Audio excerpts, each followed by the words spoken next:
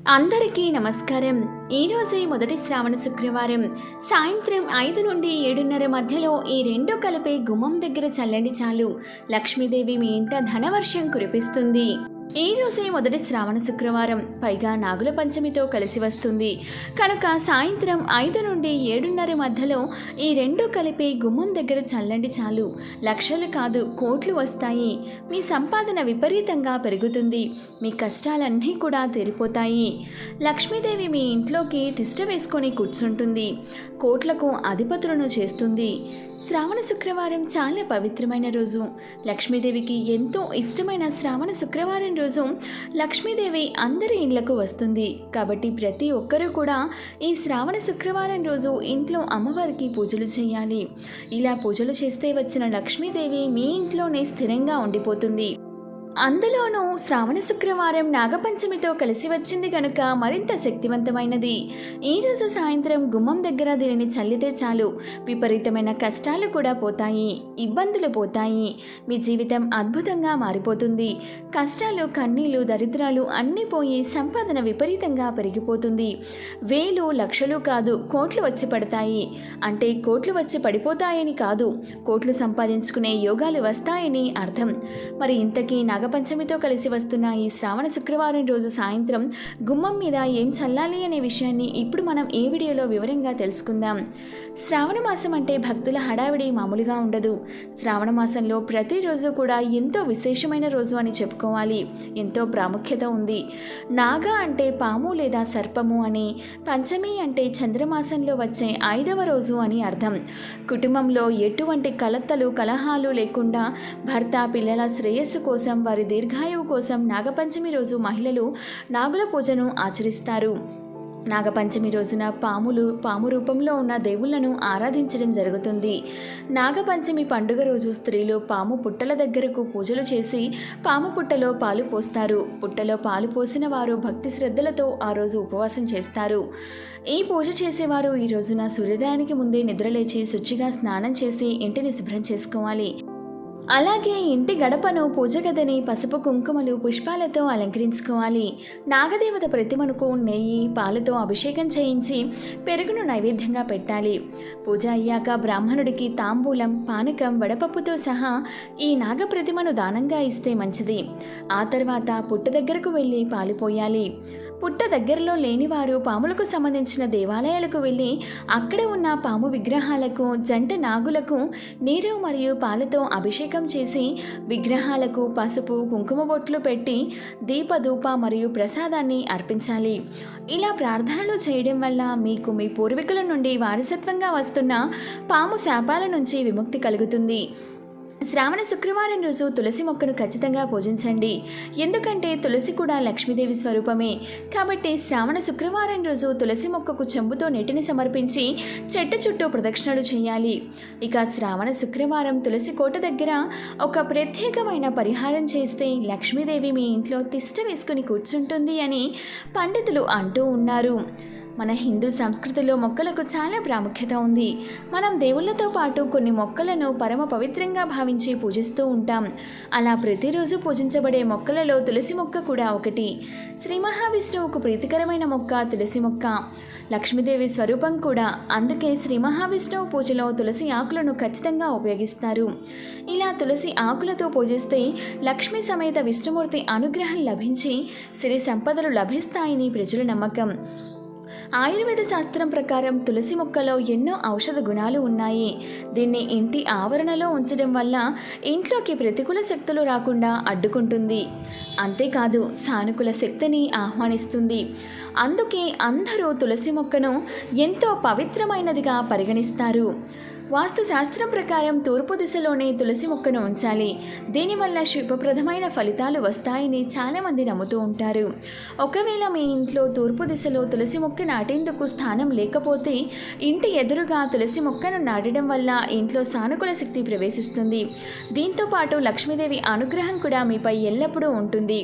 కొందరు వ్యక్తులు తమ ఇంటిపైన ఉండే డాబా పైన తులసి మొక్కలను పెంచుతూ ఉంటారు. వాస్తు ప్రకారం అలా ఎప్పటికీ చేయకూడదు. ఇలా చేయడం వల్ల అశుభ ఫలితాలు వస్తాయని వాస్తుశాస్త్ర నిపుణులు చెబుతున్నారు. ముళ్ళ పొదలకు దగ్గరలో కూడా తులసి మొక్కలను పెంచకూడదు. అయితే అరటి చెట్టుకు దగ్గరలో తులసి మొక్కను నాటవచ్చు. ఎందుకంటే అరటి చెట్టుపై విష్ణువు ఉన్నట్లుగా భావిస్తారు. తులసి మొక్కకు అనేక అతీత శక్తులుంటాయి. కాబట్టి తులసి మొక్క దగ్గర శ్రావణ శుక్రవారం రోజు ఒక పరిహారం చేయాలని పండితులు అంటున్నారు. చాలామంది ధన సమస్యల వలన సతమతమవుతూ ఉంటారు. అప్పుల బాధలతో, ఆర్థిక సమస్యలతో అవమానపడుతూ, బాధపడుతూ జీవిస్తారు. కొంతమందికి జాతకంలో దోషాలు ఉంటాయి. ఆ దోషాల వలన ఏ పని చేసినా కలిసి రాదు. ఇలాంటి సమస్యలన్నీ ఎదుర్కొనే వారందరూ కూడా చక్కగా కొంచెం పసుపు తీసుకోండి. పసుపులో కొన్ని పాలు పోసి చిన్న ఉండలాగా చుట్టండి. అంటే ఒక గోలి సైజ్ అంత ఉండ చుట్టండి. ఆ తర్వాత ఆ ఉండను మీ చేతిలో పట్టుకొని ఒకసారి ఇల్లంతా తిరగండి. అంటే ఇంట్లో అన్ని గదులలో తిరగండి. బెడ్రూమ్, కిచెన్, హాల్, బాత్రూమ్ ఇలా అన్ని రూమ్స్ తిరిగేసిన తర్వాత ఆ పసుపు ఉండను చేతిలో పట్టుకొని మీరు పూజలు చేసే తులసి మొక్క దగ్గరకు వెళ్ళి తులసి మొక్క మొదట్లో చిన్న గొయ్యిలాగా తీసి ఆ గొయ్యిలో పసుపు ముద్దను పెట్టి పూజ చేయండి. ఇలా చేసిన తర్వాత ఒక్కసారి తులసి చెట్టుకు నమస్కారం చేసుకొని ఇక్కడితో మా ఇంటికి పట్టిన దరిద్రం పోయింది అని మనసులో అనుకొని ఇంట్లోకి వెళ్ళిపోండి. ఇలా చేయడం వలన మీ ఇంటికి పట్టిన దరిద్రాన్ని, మీ సమస్యలను తులసి మొక్క లాగేసుకుంటుంది. జాతక దోషాలను పోగొడుతుంది. ధనం వచ్చేలాగా చేస్తుంది. ఈ పరిహారాన్ని ఉదయం లేచినప్పటి నుంచి రాత్రి 7 గంటల లోపు ఎప్పుడైనా సరే చేయవచ్చు. ఆడవారు, మగవారు ఎవరైనా సరే ఈ పరిహారం చేసుకోవచ్చు. కానీ నెలసరిలో ఉన్న ఆడవారు ఈ పరిహారం చేయకూడదు. ఈ పరిహారం చేసిన 24 గంటల్లోనే మీకు ఖచ్చితంగా ఏదో ఒక పాజిటివ్ మార్పు అనేది కనిపిస్తుంది. ఏదో ఒక శుభవార్త వింటారు. జాతక దోషాలు పోతాయి. జాతకం అద్భుతంగా మారిపోతుంది. లక్ష్మీదేవి మీ ఇంటి వైపు ఆకర్షింపబడుతుంది. లక్ష్మీదేవి మీ ఇంట్లో స్థిర నివాసం ఏర్పాటు చేసుకుంటుంది. వద్దన్న కనక వర్షం కురుస్తుంది. కనుక అందరూ కూడా ఈరోజు తులసి మొక్క దగ్గర ఈ పరిహారాన్ని చేయండి. రాత్రి 7 లోపు ఎప్పుడైనా సరే ఈ పరిహారం చేసుకోవచ్చు.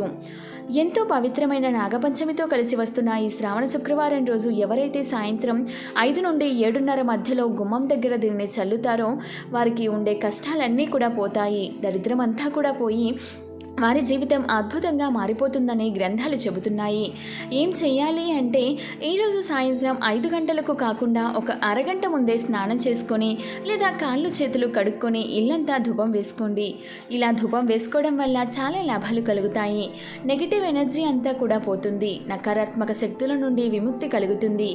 ఎన్నో రకాల బాధలు పోతాయి. ఇలా ధూపం వేసుకొని ఆ తర్వాత ఖచ్చితంగా 5 గంటలకు ఒక గ్లాస్ నీళ్లు తీసుకోండి. గాజు గ్లాస్లో, మంచినీటి గ్లాస్లో సగం నీటిని తీసుకోండి.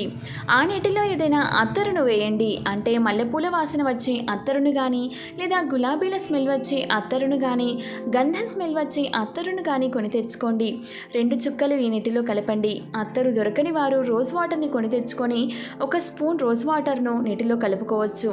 అసలు ఇవేవి దొరకని వారు కొంచెం కర్పూరం పొడిని అయినా సరే నీటిలో కలపవచ్చు. ఇలా అత్తరును కానీ, కర్పూరం పొడిని కానీ, రోజ్ వాటర్ని కానీ నీటిలో కలిపిన తర్వాత నీటిలో చిటికెడు పసుపు, కుంకుమలు కలపండి. ఆ తర్వాత చేతిలోకి చిన్న దాల్చిన చెక్క ముక్కను తీసుకొని ఆ ముక్కను పొడిగా చేసి ఆ పొడిని కూడా ఈ నీటిలో కలపండి. తర్వాత వీటన్నిటినీ కూడా నీటిలో కలిసేలాగా బాగా కలిపి ఆ నీటిని తీసుకొని వెళ్ళి ఇంటి మెయిన్ డోర్ గుమ్మం పైన ఈ నీటిని చేతితో చల్లేయండి. అంటే చిలకరించాలి. ఇలా ఈ నీటిని చిలకరించిన తరువాత మీ చేతితో ఆ నీటిని తుడిచివేయండి. అంటే గుమ్మానికి మనం చేతితో పసుపు రాసినట్లుగా ఆ నీటిని గుమ్మానికి రాసేయండి. అత్తరు, రోజ్ వాటరు, కర్పూరము, పసుపు, కుంకుమ, దాల్చిన చెక్క ఇవన్నీ కూడా పరమ పవిత్రమైనవి. లక్ష్మీదేవికి ఎంతో ఇష్టమైనవి. మన కష్టాలను తొలగించే శక్తి వీటికి ఉంది కనుక వీటిని నీటిలో కలిపి ఆ నీటిని గుమ్మం మీద చల్లితే మీ ఇంట్లోని చెడంతా కూడా పోతుంది. మీకు మంచి జరుగుతుంది. అద్భుతమైన ఫలితాలు వస్తాయి. కష్టాల, బాధలు, ఇబ్బందుల నుండి బయటపడతారు. ఈ పరిహారం చేసే ముందు ఇంట్లో ధూపం వేస్తే మంచిది. ఖచ్చితంగా వేయాలని ఏమీ లేదు. ధూపం వేయకపోయినా ఏం పర్వాలేదు. ఈ పరిహారాన్ని ఖచ్చితంగా సాయంత్రం 5 గంటల నుండి 7 గంటల 30 నిమిషాల మధ్యలోనే చేయాలి. అప్పుడే అద్భుతమైన రిజల్ట్ వస్తుంది. ఈ పరిహారం వలన లక్ష్మీదేవి మీ ఇంట్లో అడుగుపెట్టి తిష్ట వేసుకొని కూర్చుంటుంది. గుమ్మం దగ్గర ఈ పరిహారం చేసుకున్నాక 100కు 100% ఫలితాలు వస్తాయి. ఎందుకంటే గుమ్మానికి ఎంతో ప్రాధాన్యత ఉంది. గుమ్మం లక్ష్మీదేవితో సమానమని అంటూ ఉంటారు మన పెద్దలు. అందుకే గుమ్మంను తొక్కవద్దు, గుమ్మంపై కూర్చోకూడదని పెద్దలు చెప్తూ ఉంటారు. ముఖ్యంగా శ్రావణ శుక్రవారం రోజు గుమ్మం అలంకరించుకున్న ఇల్లు లక్ష్మీదేవి అనుగ్రహం పొంది సుఖ సంపదలతో వర్ధిల్లుతుంది. అందుకే దానిపై కూర్చోకూడదు. ఎవరికైనా ఏదైనా వస్తువు డబ్బు ఇచ్చేటప్పుడు యువతల ఉండి అవతల వారికి ఇవ్వకూడదు. ఇది శుభసూచకం కాదని పెద్దలు చెప్తూ ఉన్నారు. స్త్రీలు గడప మీద కూర్చొని కన్నీరు పెట్టుకోకూడదు. ఇంటి గుమ్మంపై కూర్చొని ఎలాంటి పరిస్థితుల్లోనూ కూడా భోజనం చేయకూడదు. అదేవిధంగా గుమ్మం దగ్గర కూర్చొని గోర్లు కూడా కత్తిరించుకోకూడదు. చాలామంది గుమ్మం దగ్గర కూర్చొని తలదువ్వుకోవడం చేస్తూ ఉంటారు. పొరపాటున కూడా అలా చేయకూడదు. గుమ్మంపై తలపెట్టి నిద్రించకూడదు. ఇలా చేయడం వల్ల లక్ష్మీదేవిని అవమానపరిచినట్లుగా అవుతుంది. అలాగే గుమ్మం దగ్గర చెప్పులు వదిలి వెళ్తే ఇంట్లో నుంచి లక్ష్మీదేవి వెళ్ళిపోతుంది. కనుక గుమ్మం దగ్గర అందరూ ఈ నియమాలను పాటిస్తూ శ్రావణ శుక్రవారం రోజు గుమ్మం దగ్గర ఇప్పుడు మనం చెప్పుకున్న విధంగా చేస్తే తప్పకుండా అద్భుత ఫలితాలు వస్తాయి. కనుక మీరు కూడా నాగపంచమితో కలిసి వస్తున్న ఈ శ్రావణ శుక్రవారం రోజు సాయంత్రం గుమ్మం దగ్గర ఈ పరిహారం చేసి శుభ ఫలితాలను పొందండి. వర్షాకాలంలో పాములు పుట్టల్లో నుంచి బయటకు వచ్చి సంచరిస్తూ ఉంటాయి. అందుకే శ్రావణ మాసంలో నాగపంచమి పేరుతో పండుగ చేసుకుంటూ ఉంటారు. పుట్ట వల్ల భూమిలో తేమ పెరుగుతుంది. పంటలకు ఇది ఎంతో అవసరం. పంటలకు మూలం పాములే కాబట్టి రైతులు వాటిని దేవతలుగా భావిస్తూ ఉంటారు. ఈరోజు నాగపూజ చేస్తారు. నాగపూజ అంటే సాక్షాత్తు సుబ్రహ్మణ్య స్వామి ఆరాధన అని చెప్పవచ్చు. కాబట్టి ఈ రోజున ఎవరైతే సర్ప పూజలు చేస్తారో వారికి సర్ప సంబంధ దోషాలు అంటే కుజదోషము, కాలసర్ప దోషము, కలత్ర దోషం లాంటివి తొలగిపోతాయని శాస్త్రాలు చెబుతున్నాయి. సౌభాగ్యానికి, సంతాన ప్రాప్తికి సర్ప పూజ చేయడం చాలా మంచిది. ఎంతో పవిత్రమైన ఈ శ్రావణ శుక్రవారంతో కలిసి వస్తున్న ఈ నాగపంచమి రోజు ఉదయం మరియు సాయంత్రం స్నానం చేసే నీటిలో పుట్ట మన్నును కానీ 7 తులసి ఆకులను కానీ లేదా 1 స్పూన్ కల్లుప్పు కానీ వేసుకొని స్నానం చేస్తే చాలా మంచిది. మీకు ఉన్న దరిద్రము, దోషాలు మొత్తం పోతాయి. అంటే పుట్టమన్నును కానీ 7 తులసి ఆకులను కానీ ఉప్పును కానీ వేసుకొని స్నానం చేయండి. పుట్టమన్ను అంటే మీకు దగ్గరలో ఉండే పుట్ట దగ్గరకు వెళ్ళి ఆ పుట్ట మీద మట్టిని కొంచెం తెచ్చుకొని దాచి ఉంచుకోండి. ఎంతో శక్తివంతమైన ఈ పుట్టమన్నును చెవులకు రాస్తే చెవుడు, చెవి సంబంధిత దోషాలు పోతాయి. పొత్తి కడుపు మీద రాస్తే సంతానం కలుగుతుంది.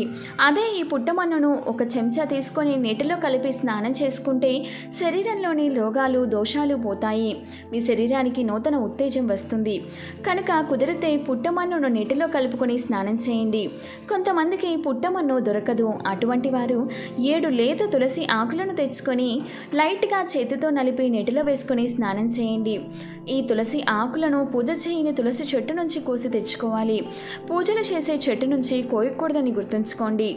తులసి ఆకులు, పుట్టమన్ను ఈ 2 దొరకని వారు 1 స్పూన్ కల్లుప్పును నీటిలో వేసుకొని స్నానం చేయండి. ఇలా ఈ పవిత్రమైన రోజున పుట్టమన్నును కానీ, తులసి ఆకులను కానీ, కల్లు ఉప్పును కానీ నీటిలో వేసుకొని స్నానం చేస్తే మీకున్న దరిద్రం, దోషాలు, పాపాలు మొత్తం కూడా పోతాయి. కనుక ప్రతి ఒక్కరూ కూడా ఈరోజు ఉదయమైనా లేదా సాయంత్రమైనా ఈ విధంగా స్నానం చేసి శుభ ఫలితాలను పొందండి.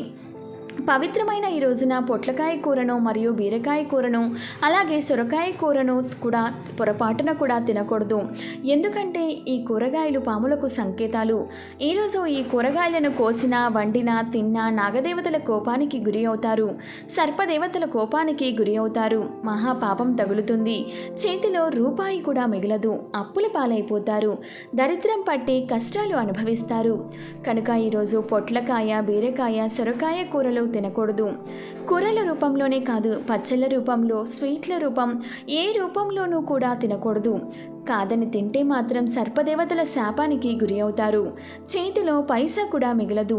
వీటితో పాటు ఈరోజు గుడ్డు, మాంసాన్ని, చేపలు, రొయ్యలు, పీతలు ఇలా నాన్ వెజ్ ఏమీ తినకూడదు. చాలామంది గుడ్డును నాన్ వెజ్ కింద పరిగణించరు. అటువంటి వారు పండగలప్పుడు, పర్వదినాలలో గుడ్డు తినేస్తూ ఉంటారు. కానీ నాగపంచమి రోజు మాత్రం ఇలా చేయవద్దు. ఎందుకంటే ఈరోజు గుడ్లు తింటే 7 జన్మల దరిద్రం పడుతుంది, నరకానికి పోతారని శాస్త్రాలు చెబుతున్నాయి. కనుక ఈరోజు గుడ్లను కూడా ఎవరూ తినకూడదు. గుడ్డుతో పాటు చికెన్, మటన్, రొయ్యలు, ఫిష్ ఇలాంటివి ఏమీ కూడా తినకూడదు. చాలా వరకు ఎవరూ కూడా ఈరోజు నాన్ వెజ్ టచ్ చేయరు. ముఖ్యంగా ఆడవారు ఈరోజు నీచు తినకుండా జాగ్రత్తగా ఉంటారు. కానీ కొంతమంది మగవారు ఈరోజు నాన్ వెజ్ తీసుకువచ్చి ఆడవారిని వండమని ఇబ్బంది పెడుతూ ఉంటారు. దయచేసి మగవారు ఎవరు కూడా అలా చేయవద్దు. ఆడవారు కూడా ఖచ్చితంగా ఈరోజు నాన్ వెజ్ వండనని చెప్పేయండి. ఈరోజు బయట కూడా నాన్ వెజ్ పదార్థాలు తినవద్దు. కాదని ఈరోజు నాన్ వెజ్ తిన్నారంటే మాత్రం 7 జన్మల దరిద్రం పడుతుంది. సర్పదేవతల ఆగ్రహానికి గురవుతారు. పొట్లకాయ, బీరకాయ, సొరకాయ ఈ 4 కూరలను ఈరోజు ఎవరు వండవద్దు, తినవద్దు. కాదని తింటే మాత్రం దరిద్రం పడుతుంది, మహాపాపం తగులుతుంది. సర్వదోషాలు, నాగదోషాలు, సర్పదోషాలు కలుగుతాయి. ఈరోజు పొరపాటున ఈ కూరను వండినా తిన్నా పరమ దరిద్రాన్ని అనుభవిస్తారు, కష్టాల పాలవుతారు. భవిష్యత్తులో ఎన్నో రకాల సమస్యలను ఎదుర్కొంటారు. ఆర్థిక సమస్యలు వచ్చి అప్పుల పాలైపోతారు. సమస్యల బాధలతో సతమతమైపోతూ ఉంటారు. భవిష్యత్తులో తీవ్ర అనారోగ్యాల బారిన పడతారు. ఈరోజు ఈ కూరను తింటే నరకానికి పోతారు. కోరి కోరి కష్టాలు తెచ్చుకునే వారు అవుతారు. కనుక ఈరోజు అందరూ తప్పక ఈ ఆహార నియమాలను పాటించండి. వీడియో నచ్చితే ఒక లైక్ చేయండి. ఇటువంటి మరిన్నో మంచి వీడియోస్ కోసం ఒకసారి మన ఛానల్ని విజిట్ చేసి సబ్స్క్రైబ్ చేసుకోండి. Thank you for watching.